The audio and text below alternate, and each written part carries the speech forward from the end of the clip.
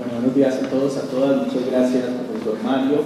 Muchas gracias a las compañeras y los compañeros de mesa. Bueno, yo creo que insistir aquí sobre la importancia de la Amazonía es insistir en una evidencia, ¿no? Es algo que es evidente y obvio para las personas. Diría algo, lo que sí sería importante hacer énfasis, y es que cuando hablamos de la Macarena, estamos hablando de la Amazonía, y eso no se suele entender así. Se piensa en la Amazonía como esa región al sur del país, en un departamento delimitado, circunscrito políticamente, y para nada, digamos, la Amazonía es un bioma mucho más extenso, y en ese bioma la serranía de la Macarena tiene un papel esencial. Una parte de las fuentes hídricas de la Amazonía nacen en la serranía de la Macarena, pero no solo la serranía de la Macarena, también la Orinoquía, ¿sí? Entonces digamos que es esencial para la supervivencia de la Amazonía, la supervivencia de ese corredor que se forma entre los Andes, la Sierra de la Macarena, los Andes, la Orinoquía y la Amazonía, ¿sí? Si se rompe las conexiones biológicas, ecosistémicas que hay en este corredor, digamos que acabamos también con la Amazonía. Entonces cuando estamos hablando de la Macarena, estamos hablando de la Amazonía, ¿listo? Es más, el principal foco de expansión de la destrucción amazónica es este, ¿sí? Y ahí viene foco de expansión. Bueno, empezaré diciendo eso, y no solo eso, sino que esto que tiene consecuencias que parecen lejanas. Yo sé que para nosotros no parecen lejanas, pero para muchos sí parecen lejanas. Tiene consecuencias directas en ciudades como Bogotá. El año pasado, yo no sé si se acuerdan, cuando el alcalde Peñalosa mandó a todo el mundo a las casas y a los niños a no ir a la escuela porque tuvimos picos de contaminación de material particulado en el aire. Pues hay estudios que lo demuestran, que esos picos de material particulado en el aire de Bogotá coinciden con los picos de quema de la Macarena. Es que la Macarena está aquí cruzando la cordillera, ¿sí? Entonces esto, digamos, nosotros estamos respirando las quemas de la Macarena, ¿vale? Aquí para los citadinos que tan lejos se creen del problema, ¿listo? Entonces quisiera solo hacer énfasis sobre eso. Bueno, voy a hablar de aspectos puntuales. Hay muchas causas hay muchas consecuencias también, pero hablaré de diferentes aspectos que conllevan la destrucción de la capa forestal de la Macarena, ya sea por quema o por deforestación. Bueno, hablaré de algunas causas. Miren, la principal, y eso es lo que se ha documentado, es la extensión de la praderización para la ganadería. ¿Listo? Entonces lo primero que hay que tumbar es el mito de que el principal problema de la Macarena es cultivos ilícitos, porque eso es reducir el problema al problema del narcotráfico y al problema del conflicto armado, es decir, apague y vámonos, porque es un problema que no se puede solucionar. Entonces, si la solución del problema ambiental pasa por la solución del conflicto armado, es como decir, no se puede hacer absolutamente nada. Entonces, es una falacia o falsa generalización, es totalmente falso. Eso no quiere decir que parte del problema no tenga también la extensión de los cultivos ilícitos, desde luego, pero no es el principal, jamás. Entonces, esa es una lógica maniquea. Es obvio, la expansión de la frontera agrícola es un problema importante, sobre todo de los cultivos de palma aceite. Hay una inversión importante, y no olvidemos, y eso no lo echen en saco roto, ya se hizo un estudio mundial sobre los territorios de cultivo que quedan en el mundo. Quedan muy pocos territorios cultivables, y buena parte de esos territorios quedan en Colombia, digamos un porcentaje de esos territorios quedan en Colombia. Eso ya está feriado totalmente, eso ya tiene dueño, ¿sí? Y eso, digamos, ya cotiza en las bolsas internacionales. Entonces, evidentemente, digamos, el problema del coco no viene, sino que ya llegó. Evidentemente, los cultivos ilícitos, que además se extienden por los parques naturales, eso agrava aún más el problema. La construcción de carreteras que aparecen constantemente, la explotación y extracción de hidrocarburos y la extracción minera. Yo quisiera decir algo sobre la explotación de los hidrocarburos. Hay algo que pasa, en especial en la Macarena. La gente ahora está alarmada con lo del fracking, y efectivamente hay que estar alarmada, pero esto es un cuento de niños, lo del fracking, si comparamos con las formas de explotación y de hidrocarburos que se dan allí en esta región. A ver, esta es una de las zonas geológicas más antiguas de la Tierra. ¿Sí? El macizo guayanés es una de las zonas geológicas más antiguas de la Tierra. Me imagino ustedes saben los tepuyes que son, ¿sí? Los tepuyes son producto de los choques de las placas tectónicas, entonces esos choques empujan la tierra hacia afuera, ¿vale? Y salen los tepuyes, pero como salen los tepuyes, también empujan el petróleo, ¿sí? Digamos que hay debajo de la tierra. Entonces, ¿qué ocurre con eso? Que el petróleo que hay allí está en la superficie, combinado con la tierra, ¿vale? Entonces los procesos de extracción, buena parte de los procesos de extracción que se darían allí, que se dan allí, son de arenas bituminosas. Entonces no es el típico modelo que uno conoce de extracción, que hace un hueco en la tierra y con cosas, digamos, con mecanismos hidráulicos, sacas el petróleo del fondo de la tierra, sino que como el petróleo está combinado con el territorio, entonces se tiene que remover grandes extensiones de tierra, ¿sí? Y además de remover esas grandes extensiones de tierra, tiene que tratar la tierra con agua. Para sacar un solo litro de petróleo se necesitan más de 50 barriles de agua. Entonces, y súmele a eso el hecho de que el impacto no está reducido al área de exploración, sino que hay que remover hectáreas gigantescas de tierra. Esas hectáreas obviamente quedan perdidas. Si ven el paisaje desde arriba, es un paisaje lunar. Sí, es una especie de paisaje lunar con unos cráteres gigantescos.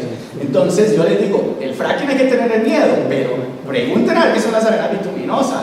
Ese es el verdadero terror, ¿sí? Y ese es el petróleo que hay en la Macarena, y esas arenas bituminosas. Y por eso se perdió más. No hablamos del tráfico de especies, ¿no? Sí, eso es evidente, y el tráfico ilegal de madera, tráfico que sale por vías fluviales y por vía terrestre en el territorio más militarizado de Colombia. Es decir, salen caravanas de camiones donde hay la mayor concentración de militares. Y esto, a ver, ¿cómo puede pasar eso? ¿Sí? Sin que nadie se dé cuenta. Entonces, es evidente que hay múltiples causas, ¿sí?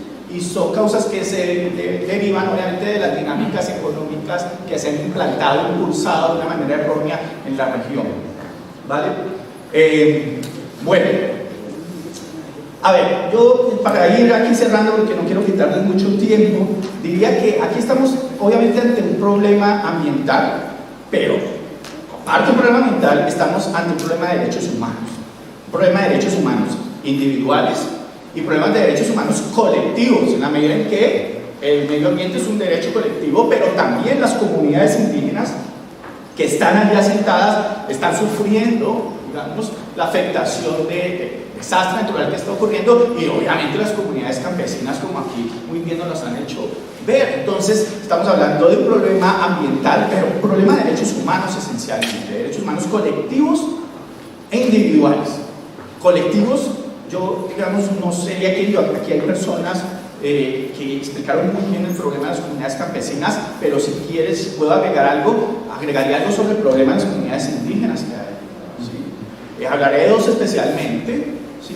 Ya lo digo, Botero que habló de los Nucac. Lo de los Nucac es terrible. Digamos, los Nucac están, en estos momentos, la mayoría de ellos, los que quedan, porque el pueblo está al borde del exterminio. Hay proyecciones que dicen que ese pueblo no se salva, no hay forma de salvarlo. El pueblo Nucac parece un pueblo ya exterminado, y los que quedan ahí sobreviviendo pues se dedican a la indigencia en San José del Guaviare y en pueblos de alrededor, ¿no? Y como decía Rodrigo, no pueden volver a su reserva. El caso de los Nucac es terrible, y eso contando con medidas cautelares del sistema interamericano y de la Corte Constitucional. Cuentan con ellas, ya se han pronunciado sobre los Nucac, pero no solo sobre los Nucac, también sobre los pueblos indígenas que están en un resguardo que se llama Yaguara II. ¿Sí? Sobre esos también hay medidas cautelares. Estos pueblos de Yaguara II están ubicados en los llanos del Yarí. ¿Sí? También está en una situación crítica al borde del exterminio. Entonces, el daño no solo a los derechos individuales, los derechos colectivos de las comunidades campesinas, sino a los pueblos indígenas es aterrador, digamos, es urgente. ¿Qué acciones urgentes? Ahora, el daño al patrimonio cultural, porque claro, hablamos de la MENA, hablamos de la Macarena, pero se nos olvida que la Macarena está ahí arribita de Chiribiquete, y muchas de las carreteras que se están construyendo en Chiribiquete conectan realmente con el Amén.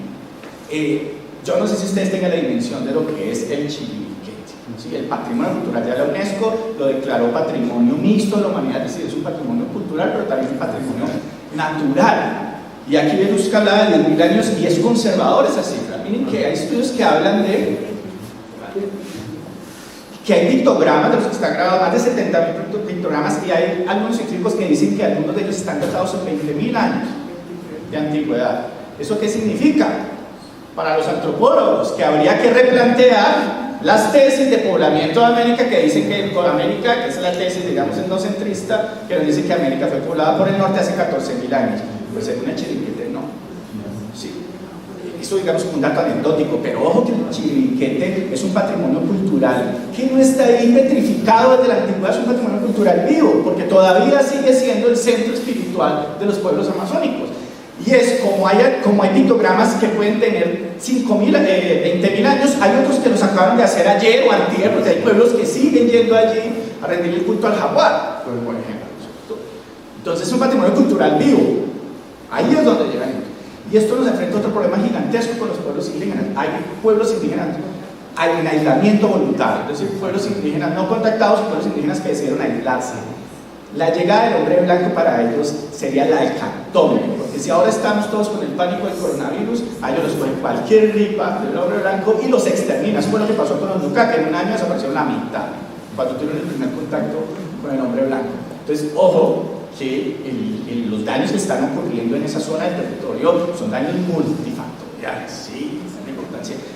Esto nos llevaría a una primera conclusión, y es el problema de la deforestación en el norte de la Amazonía, de la Amazonía en general, no solo es el problema más complejo que tiene Colombia hoy por hoy, sino es el más urgente. Si hay que poner problemas para solucionar en los muchos que tenemos, ese es el primero, no hay otro, no hay otro. Entonces, hombre, yo cerraría diciendo eso. Definitivamente la estrategia de la militarización es una estrategia absurda, equivocada, además que aumenta los problemas. Aquí no hay forma, van y cogen a una, si no estoy mal, entiendo que a los que cogieron, de los 5 que cogieron, 4 eran de una misma familia. Así, era ridículo, y después salió un gobierno diciendo que recuperó 250 hectáreas, y después fueron a comprobar y no eran sino 12. ¿Quién controla? ¿Quién dice cuántas hectáreas son recuperadas? Eso no hay quien lo compruebe. Entonces, la estrategia definitivamente no es una estrategia militar, es una estrategia mucho más integral. Un problema de esto requiere soluciones complejas e integrales, soluciones que impliquen cambiar las dinámicas económicas por otras que son sostenibles. Es posible crear dinámicas económicas sostenibles. Hay ejemplos, no en Noruega ni en Islandia, hay ejemplos acá en vecinos, Costa Rica, señores. Es posible vivir de la naturaleza, con la naturaleza, sin destruir los recursos naturales. Entonces, hay otras estrategias posibles, y desde luego que esta visión que nos están imponiendo, que es la de reducir el problema a un problema de cultivos ilícitos y de conflicto armado, no solo es desenfocada, es sumamente equivocada, aumenta el problema. Y ojo que en esta estrategia estamos perdiendo el principal aliado que tendríamos en ese lugar, que son las comunidades campesinas, los pueblos indígenas, especialmente las comunidades campesinas. Porque usted qué espera, ¿cuántos guardaparques tienen parques nacionales por hectáreas de cada parque? Es imposible. Es decir, usted no puede esperar que funcionarios de parques nacionales o unas autoridades aquí del sector central vayan y resuelvan el problema. Los únicos que tienen la capacidad, ¿sí?, realmente el conocimiento para solucionar verdaderamente el problema son las personas que están allí. Las comunidades campesinas son aliados, no son los enemigos. Y cuando imponemos la lógica de que son el enemigo, es decir, en la medida en que reducimos el problema a que es un problema de cultivos ilícitos y de violencia guerrillera, pues nos estamos matriculando, estigmatizando en el mismo equipo de los enemigos. Es decir, estamos perdiendo el principal aliado. Entonces, desde luego que la estrategia no puede ser esa. Y yo llamaría a eso, ¿no?, a que se replantee la estrategia y se entienda que las comunidades campesinas no son el enemigo, son el principal aliado si es que se quiere hacer algo verdaderamente efectivo. ¿Listo? Muchas gracias.